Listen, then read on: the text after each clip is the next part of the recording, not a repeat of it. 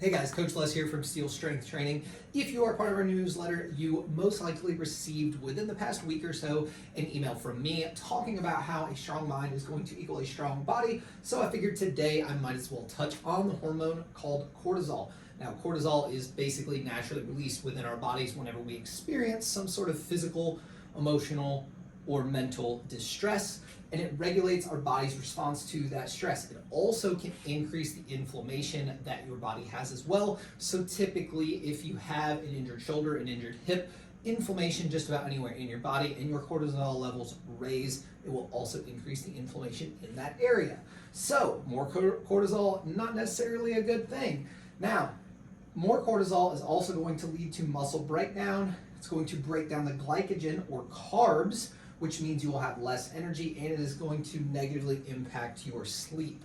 So basically, if we're super stressed out, just coming to the gym and working out can help, because if you notice down here, strength training has these 3 exclamation points because strength training is one thing that can help manage and lower our cortisol levels. However, some other things that we can do to make sure that our cortisol levels stay in check and we aren't elevating it to where all of the things in red end up happening is you can simply work on some sort of meditation. And I say meditation is a very loose term. Meditation doesn't have to be sitting on your hands and knees with your legs crossed in pure silence, getting completely zen, but it could be something as simple as going for a walk, listening to a podcast or music, just trying to get some sort of positive mindset and positive affirmations and speaking positives into your own heart and soul to lower your stress levels and get a little bit more in control of that stress so that the cortisol can come down some.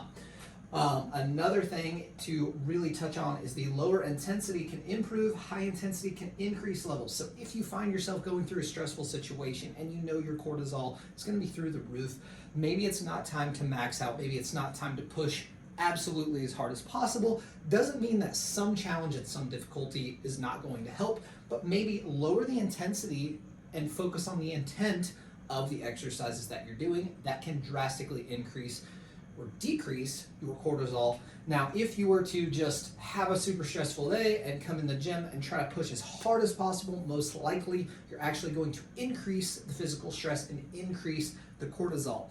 Now, the last thing to touch on here is one thing that can simply help too is just talk to your coaches. Talk to the people around you. Let them know some of the things going on that may be negatively impacting your training, negatively impacting your mind, and see if we can help you out with this. We all go through hard times and go through hard things, so why not lean on other people that may have had some similar experiences so you can get it off your chest and then you can focus on better training, better sleep, and better recovery.